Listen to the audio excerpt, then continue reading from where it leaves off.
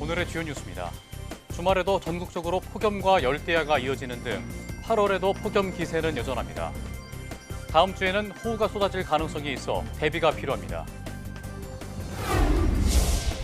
국내 연구진이 별도의 전원 공급 없이 주변 자기장을 이용해 작동하는 IoT 센서 기술을 개발했습니다.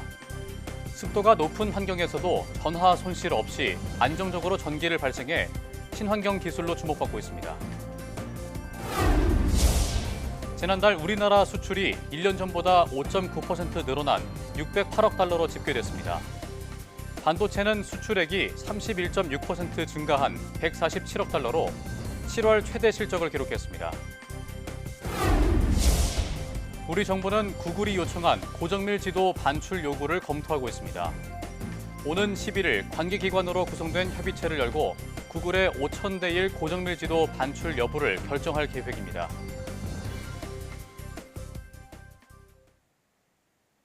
여러분 안녕하십니까? 사이언스 투데이 시작합니다. 올해 여름 시작부터 더위의 기세가 만만치 않습니다. 8월에는 극한 폭염뿐 아니라 강한 호우가 또 쏟아질 가능성이 있다고 하는데요. 두 재해가 겹치는 복합 기상재해가 우려됩니다. 김민경 기자가 보도합니다. 기상청은 8월에도 폭염이 계속될 뿐만 아니라 폭우가 쏟아질 수 있다고 봤습니다. 우리가 예견할 수 있는 건 두 가지의 서로 이질적인 공기가 정면으로 충돌할 때 굉장히 강한 비들이 나타나는 그러한 통계적 분석 그리고 수치 모델에서 예상하는 그러한 위험 상황이 얘기되고 있기 때문에 당장 다음 주 두 차례 호우 가능성이 있습니다. 3일과 4일에는 9호 태풍 크로사가 일본으로 빠져나간 뒤 북태평양 고기압이 서쪽으로 확장하며 남쪽에서 수증기가 유입돼 제주와 일부 서쪽 지역에 비가 내릴 걸로 보입니다. 또 5일과 6일에는 북쪽에서 내려오는 건조한 공기의 영향으로 중부지방을 중심으로 강한 비가 예상됩니다. 폭염이 지속되면서 현재 서해상의 해수면 온도가 굉장히 크게 상승했고요. 수증기량도 굉장히 많이 올라가 있는 상태입니다. 그래서 열이 누적되면서 굉장히 열 에너지가 많이 쌓인 가운데 이런 다량의 수증기와 이제 8월 5, 6일 전후로 해서 건조 공기가 부딪히면서 일부 모델에서는 굉장히 많은 강수량의 가능성도 보입니다. 기상청은 8월엔 습한 공기가 계속 유입되면서 체감 더위가 더 심해지고 지형적인 영향이 더해지는 곳에서는 국지성 호우가 더 거세질 수 있다고 밝혔습니다. 남은 여름 한 달 동안 폭염과 호우가 동시에 나타나는 복합적인 기상재해가 잦아질 수 있다는 설명입니다. 지난달 중순 중남부 집중호우로 피해를 입은 지역에서 복구를 마치기도 전에 추가 피해가 생기지 않도록 정부와 지자체의 대책 마련이 시급합니다. YTN 김민경입니다. 수도권의 주요 식수원인 북한강, 소양호 상류에 올해 또다시 불청객 녹조가 발생했습니다. 연일 이어지는 폭염이 원인 가운데 하나인데요. 다행히 식수원 오염 우려는 없다고 합니다. 홍성국 기자가 취재했습니다. 여름철 불청객 녹조가 또다시 발생했습니다. 물감을 푼 듯 온통 녹색으로 변한 소양호 상류. 어디가 풀밭이고 어디가 호수인지 쉽게 구분이 되지 않을 정도입니다. 가까이 다가가면 악취가 진동합니다. 이 녹조가 얼마나 심한지 좀 보여드리겠습니다. 이렇게 투명 컵으로 담아보면요. 이 진한 녹색을 띱니다. 이 녹조 라떼라는 말이 나오는 이유입니다. 녹조의 원인은 가축 분뇨 등 오염물질 유입과 연일 이어지는 폭염입니다. 수온이 30도 가까이 오르면서 지난 주말부터 인제대교를 중심으로 600m 구간에 유해 남주류가 이상 증식한 겁니다. 수도권 식수원인 소양호 상류 녹조는 올해로 벌써 3년째 반복되고 있습니다. 다행히 관리당국이 사전에 차단막을 설치하고 발생 즉시 방제 작업에 나선 덕분에 확산을 막았습니다. 이 덕분에 현재까지 식수원 오염 우려는 없는 상황입니다. 녹조 제거선을 조기 투입하는 등 속력 대응을 위해 노력하고 있습니다. 댐 방류수에선 조류 발생이 관찰되고 있지 않으며 식수원 수질에는 영향이 없습니다. 하지만 어민들의 걱정은 큽니다. 녹조가 심해지면 물고기 집단 폐사로 이어질 수 있기 때문입니다. 일부 어민들은 조업을 포기하고 녹조 제거 작업을 벌이고 있습니다. 문제는 계속되는 폭염입니다. 당분간 비 소식도 없어 방제 작업을 벌여도 녹조가 더 넓게 번질 가능성도 있습니다. 여름철마다 반복되는 소양호 상류 녹조. 어민 피해와 식수원 오염 우려를 근본적으로 해소할 수 있는 대책 마련이 필요합니다. YTN 홍석입니다. 농촌진흥청이 최근 호우 피해를 본 채소 작물은 회복력이 떨어져서 폭염에 더 민감하게 반응한다며 농가의 적절한 환경 관리와 병해충 예방에 힘써달라고 당부했습니다. 특히 고추는 강한 햇볕에 노출되면 낙과 햇볕 대임, 배꼽서금 증상이 나타날 수 있어 차광망 설치와 함께 염화칼슘을 잎에 직접 뿌려 생리장애를 예방해야 한다고 설명했습니다. 고랭지 배추는 고온기에 벼룩잎 벌레, 좀나방 등 해충이 급속히 번식하기 쉬워서 예방 관찰과 방제가 중요합니다. 또한 고온 스트레스로 인한 생육 부진과 함께 무름병 등 병 발생이 증가할 수 있어 병든 포기는 즉시 제거하고 등록 약제로 초기 방제해야 합니다. 본격적인 휴가철을 맞아 정식 해수욕장이 아닌 이른바 비지정 해변에도 피서객들이 몰리고 있습니다. 하지만 비지정 해변은 안전관리의 사각지대에 놓여 있고 불법 편의시설까지 운영돼 사고 위험이 큽니다. 송세혁 기자가 현장을 취재했습니다. 강원도 양양의 한 해변, 파라솔이 빼곡하게 펼쳐졌고 바다는 피서객들로 북적입니다. 하지만 이곳은 정식 해수욕장이 아닌 비지정 해변입니다. 이렇게 출입을 금지한다는 내용의 현수막이 곳곳에 걸려 있습니다. 하지만 많은 피서객들이 아랑곳하지 않고 바다에 들어가 물놀이를 즐기고 있습니다. 수심이 갑자기 깊어지는 동해안 특성상 사고 위험이 크지만 이곳에는 수영 한계선도 안전 요원도 없습니다. 비지정 해변은 해수욕장법 적용 대상이 아니어서 지자체가 안전관리 의무를 지지 않기 때문입니다.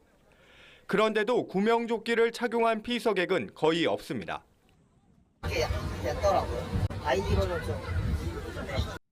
안전대책은 없지만 상업행위는 해수욕장처럼 버젓이 이루어지고 있습니다.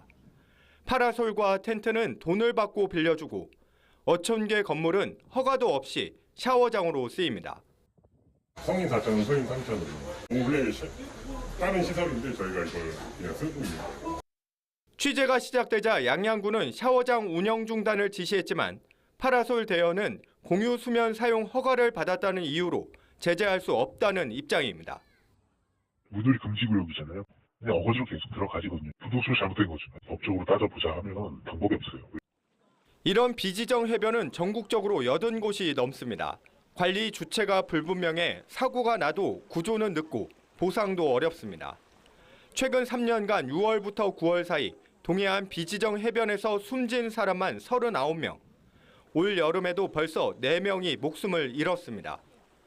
안전 사각지대에 방치된 비지정 해변. 일부 피서객들의 안전 불감증과 허술한 관리 속에 인명사고는 되풀이되고 있습니다. YTN 송세혁입니다. 개장 초 해파리 차단망 설치가 불발되며 피서객 안전에 대한 우려를 낳았던 부산 해운대 해수욕장에 해파리 차단망이 결국 설치됩니다. 해운대구는 다음 주 해운대 해수욕장 앞 1.25km 해상에 해파리 차단망을 설치할 예정이라고 밝혔습니다. 해운대구는 매년 해수욕장 개장 때마다 차단망을 설치해왔지만 올해는 어업권이 있는 어촌계와 합의가 되지 않으면서 차질을 빚었습니다. 국내에서 개발된 잎들개 품종이 미세먼지로 인한 호흡기 질환 개선에 효과가 있는 것으로 확인됐습니다. 농촌진흥청은 해당 연구 성과를 과학적으로 입증하고 식물 특허까지 출원했습니다. 최기성 기자가 보도합니다. 한 이비인후과 진료실입니다.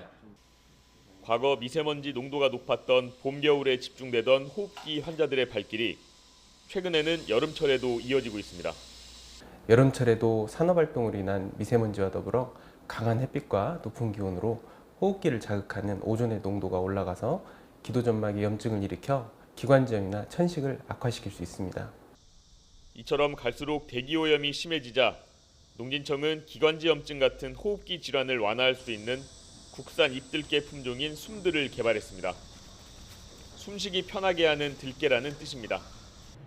국내 약 200종 잎들개 자원 가운데 가장 뛰어난 효능을 보이는 것을 최종 선발한 겁니다. 대조 품종과 비교해 기관지 염증 억제 효과는 2.8배, 점액 분비 억제 효과는 1.8배 높았습니다. 미세먼지를 호흡기에 투여한 실험용 쥐에게 추출물을 줬더니 만성 폐질환을 유발할 수 있는 폐조직 섬유화가 2.1배 더 완화됐습니다. 연구진은 상용화를 위한 후속 연구에 집중하고 있습니다. 앞으로 사람을 대상으로 한 임상 연구와 함께 숨들을 대량 생산하여서 건강기능성 식품 원료로 산업화할 수 있도록 추진하도록 하겠습니다. 농진청은 농가와의 계약 재배를 통해 원료 공급망을 안정화하고 다양한 가공식품 개발도 병행할 예정입니다. YTN 최기성입니다.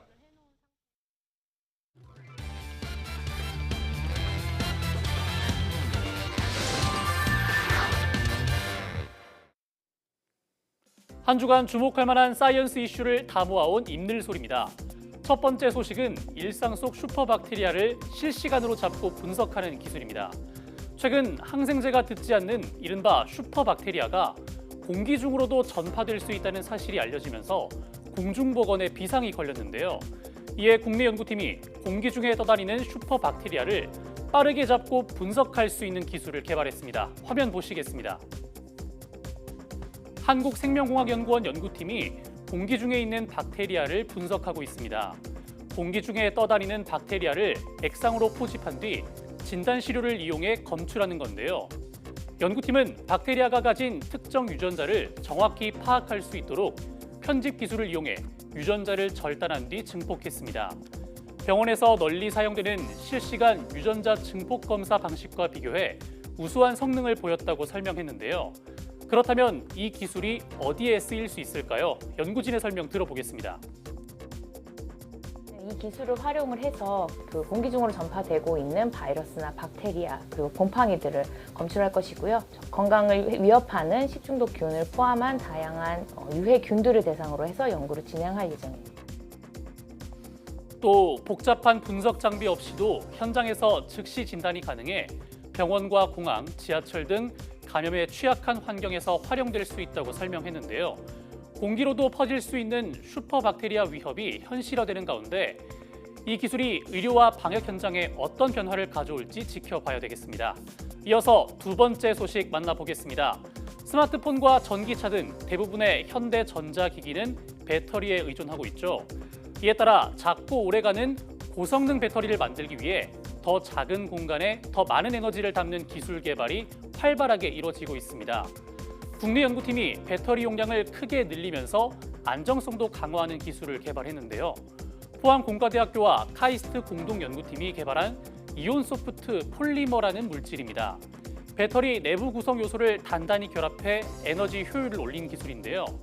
핵심은 개발한 물질 안에 이온을 띠는 사슬 구조가 존재하는데 이 사슬이 이온 클러스터라는 작은 통로를 만들어서 리튬이온이 빠르게 이동할 수 있는 이온 고속도로를 만든 겁니다.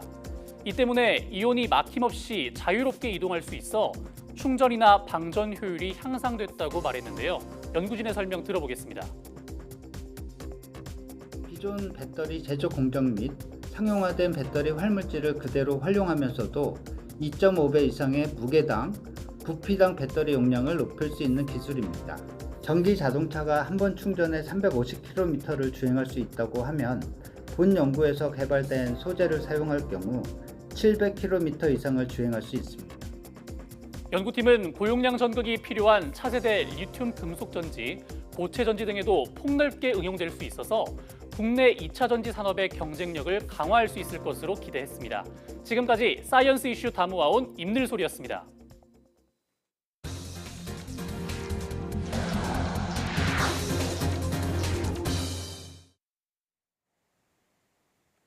일상에서 사물 인터넷 기술이 확산하고 있지만 대부분 배터리에 의존해 지속적으로 전원을 공급해야 하는 한계가 있었는데요. 국내 연구진이 배터리 없이도 스스로 작동하는 IoT 센서 기술을 개발했습니다. 권석화 기자입니다. 손바닥만한 센서가 블루투스를 통해 실시간으로 데이터를 전송합니다. 놀랍게도 배터리가 없고 전원선을 연결할 필요도 없습니다. 주변에서 버려지는 자기장을 전기로 바꾸는 에너지 하베스팅 기술 덕분입니다. 국내 연구진이 도심이나 산업 현장에서 흔히 발생하는 자기장을 이용해 배터리 없이도 IoT 센서를 구동할 수 있는 기술을 개발했습니다. 발생되는 자기장을 이용해서 전기 에너지로 다시 변환하는 기술을 개발을 했고요. 이를 이용해서 배터리 없이도 다양한 IoT 센서들을 구동할 수 있게끔 소자를 개발했습니다. 코어셀 구조는 실리콘과 몰리브덴의 마찰 전기 소재로 돼 있는데 자기장에 의해 내부 필름이 진동하면서 전기가 생성되는 원리입니다. 습도가 높은 환경에서도 전하 손실 없이 안정적으로 전기를 발생해 별도 전원 없이도 블루투스 장치를 작동시킬 수 있는 수준까지 도달했습니다.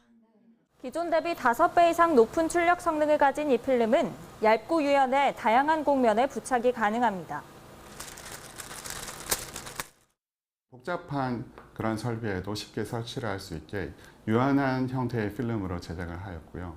저희가 개발한 에너지 하베스팅 기술을 활용하게 되면 무선 센서인데도 불구하고 배터리를 교환하거나 전원선을 연결할 필요 없이 영구적으로 사용할 수 있을 거라고 생각합니다. 연구진은 일상 속에서 사물 인터넷 기술이 빠르게 확산하고 있는 만큼 전력 자립형 기술로 상용화를 앞당긴다는 계획입니다. YTN 사이언스 권석화입니다. 경기도가 야심차게 추진해온 기후위성 발사 준비가 막바지에 접어들었습니다. 오는 11월 미국에서 1호기를 발사하고 내년에는 2기를 추가 발사해 기후위기 대응 전략을 한층 더 고도화할 계획입니다. 최명신 기자가 보도합니다. 경기도민 30명이 경기 기후위성 제작사를 찾았습니다. 이들은 지난 6월 도민 전체 이벤트를 통해 기후위성 내부 동판에 이름이 새겨지는 행운의 주인공으로 선정된 사람들입니다. 이들을 포함해 총 500명의 이름이 함께 우주로 보내집니다. 내 이름이 우주에 간다라는 상징적인 의미가 마음에 들어서 참여하게 되었습니다. 경기도는 오는 11월 미국 캘리포니아 벤덴버그 공군기지에서 스페이스X의 펠컨 9 로켓을 통해 기후위성 1호기를 발사할 계획입니다. 무게 25kg의 초소형 과학위성이 탑재돼 3년간 경기적 도심과 생태계의 변화를 탐지하게 됩니다. 고해상도 광학 카메라를 통해 독자적인 기후 환경 관측 역량을 확보할 것으로 기대됩니다. 경기세 1호 같은 경우에는 재난재해에 필요한 데이터 분석이라던가 도시의 변화 탐지를 위한 데이터들을 수집을 하게 되고 이런 데이터들을 통해서 이제 경기도의 관리 부분에 대해서 저희가 지원을 하게 되고요. 도는 내년 11월쯤 후속으로 온실가스 관측 위성 2호기와 3호기를 추가 발사할 예정입니다. 이 온실가스 배출되는 것을 저감하기 위해서 우리는 어떤 정책을 펴야 되는지 또 정확한 진단에 따른 정확한 처방을 내리기 위한 그 역할을 한다고 볼 수 있겠습니다. 경기도는 기후위성 관측 데이터를 개인과 기업 연구기관에서 누구나 활용할 수 있도록 2029년부터 경기기후 플랫폼을 통해 공개한다는 방침입니다. YTN 최명신입니다. 미국 상호관세 불확실성에도 지난달 우리나라 수출이 6% 가까이 증가하며 2달 연속 플러스 행진을 이어갔습니다. 산업통상자원부는 7월 수출이 1년 전보다 5.9% 늘어난 608억 달러로 집계됐다고 밝혔습니다. 최대 수출품인 반도체는 메모리 반도체 가격 상승과 HBM 등 고부가 가치 제품에 힘입어 수출액이 31.6% 증가한 147억 달러로 7월 최대 실적을 썼습니다. 자동차 수출액은 유럽연합과 중남미 등 미국 외 주요 시장에서 호실적을 보이면서 8.8% 증가한 58억 달러를 기록했습니다. 미국 수출은 관세 직격탄을 맞은 철강과 자동차 부품 등의 감소에도 불구하고 반도체와 무선통신기기, 화장품 등의 호조세로 1.4% 증가한 103억 달러를 기록했습니다. 우리 정부는 주력 수출품인 자동차 관세를 25%에서 15%까지 낮추는 데 합의했습니다. 주요 경쟁국인 유럽, 일본과 같은 관세율을 얻어냈지만 오히려 시장에서의 경쟁력 전망은 밝지 않습니다. 그 이유가 무엇인지 박희원 기자가 정리했습니다. 자동차 대미관세는 일본 유럽연합과 같은 15%로 인하됐습니다. 넉 달 동안 25%의 대미관세 폭탄을 버텨온 완성차 업계는 일단 안도의 한숨을 돌렸습니다. 다행스럽고 감사하게 생각한다며 경쟁력 제고와 생산성 향상 등 내실을 키워나가겠다고 다짐했습니다. 하지만 겨우 최악을 면했을 뿐 경쟁력을 잃었다는 분석도 나옵니다. 한국산차는 한미 FTA 체결 이래 미국에서 자동차 관세 2.5%를 면제받아왔습니다. 관세 2.5%가 부과됐던 일본이나 유럽 차보다 가격 경쟁력에서 앞섰지만 이번 통상 합의가 마무리되며 모두 똑같이 15% 같은 출발선에 서게 됐고 가격 우위는 사라졌습니다. 2.5%의 이익을 갖고 우리가 경쟁을 한 거는 사실이에요. 그럼 완성차 부품이고 현지 생산을 늘리려고 하겠죠. 그러면 이제 이런 부분들이 수출하고 많이 대체가 될 거고 그러면 수출이 줄을 수 있고요. 여한구 통상교섭 본부장 역시 자동차 관세가 12.5%가 됐으면 더 좋았을 거라며 아쉬움을 표했습니다. 다만 시간만 끌다가는 15%도 못 받을 수 있다고 판단했다고 설명했습니다. 마지막까지 12.5 그래서 규모하고 연계될 수 있냐 그러면 저는 12.5를 끝까지 주장을 했는데 됐고 우리는 이해하는데 대통령은 모두 15%다. 이렇게 해서 그거 이제 50%의 가장 높은 품목 관세를 받는 철강 제품도 협상 테이블에 올렸지만 트럼프 대통령은 강경하기만 했습니다. 중국 업체 공세에 이어 미국 수출길이 막힌 철강업계는 답답함을 호소하면서도 한미 정상회담을 통한 추가 합의 가능성에 희망을 걸고 있습니다. YTN 박견입니다.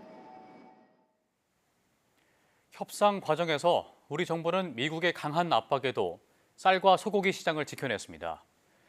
그런데 트럼프 대통령은 SNS에 농산물 완전 개방이라는 취지의 말을 남겨 오해의 소지를 남겼습니다. 오동권 기자가 보도합니다. 한미 관세 협상에서 우리 정부가 양보 없는 레드라인으로 설정한 건 바로 쌀, 소고기 시장이었습니다. 막판까지 미국 측의 강한 압박이 있었던 것으로 알려졌지만 추가 개방은 없었습니다. 우리 협상단의 끈질긴 설명 결과 미처간 우리 농업의 민감성을 이해하고 추가적인 시장 개방은 하지 않는 것으로 합의하였습니다. 여한구 통상교섭본부장은 미국 측의 2008년 광우병 집회 사진을 보여주며 설득했고 새 정부가 출범한 지 50일밖에 안 됐다며 농축산물에 대한 민감성을 설명했다고 밝혔습니다. 이런 상황들을 미국 측도 모니터했고 결국 쌀과 소고기 시장 방어가 가능했다고 설명했습니다. 하지만 트럼프 대통령이 소셜미디어에 한국이 자동차와 트럭, 농산물을 포함한 미국 제품의 완전한 개방에 합의했다고 표현하면서 오해의 여지를 남겼습니다. 우리 정부는 정치 지도자의 표현이라며 농축산물 추가 개방은 없다고 못 박았습니다. 정치 지도자의 이제 표현이시니까 그렇게 이해를 하고 있고요. 결국 중요한 것은 이제 각기 이 협상을 책임진 강요들과 우리가 나눈 대화인데 그 부분에 대해서 아까 제가 말씀드린 대로 우리 이렇게 농축산품 부분 이런 데 대한 논의가 전혀 없고. 한미 FTA로 이미 농산물 시장은 99.7% 개방돼 있는데 이를 트럼프 대통령이 완벽한 개방으로 언급했다는 설명입니다. 그동안 시장 개방을 반대하며 집회를 이어오던 일부 농축산인 단체는 환영 성명을 내는 등 일단 안심하는 모양새입니다. 하지만 일각에선 민감한 농축산물 주제를 트럼프 대통령이 언급한 만큼 미국 측이 세부 협상 과정에서 무리한 요구를 해올 수 있다는 우려가 이어지고 있습니다. YTN 오동건입니다. 정부가 이번 관세 협상 테이블에 오르지 않은 구글에 대한 고정밀 지도 반출 여부를 오는 11일 결정합니다. 정부는 오는 11일 국토교통부 등 관계부처 장관과 국가정보원장 등으로 구성된 협의체를 열고 구글의 5,000대 1 고정밀 지도 반출 요청에 대한 가부를 결정합니다. 김용범 대통령실 정책실장은 브리핑에서 고정밀 지도는 제일 일찍 논의한 분야인데 우리가 방어한 것이라며 안보 등의 문제는 한미 정상회담에서 논의될 것 같다고 언급했습니다. 구글은 2007년과 2016년에 이어 지난 2월 우리 정부에 고정밀 지도를 해외 구글 데이터 센터로 이전할 수 있게 해달라는 요청을 했습니다.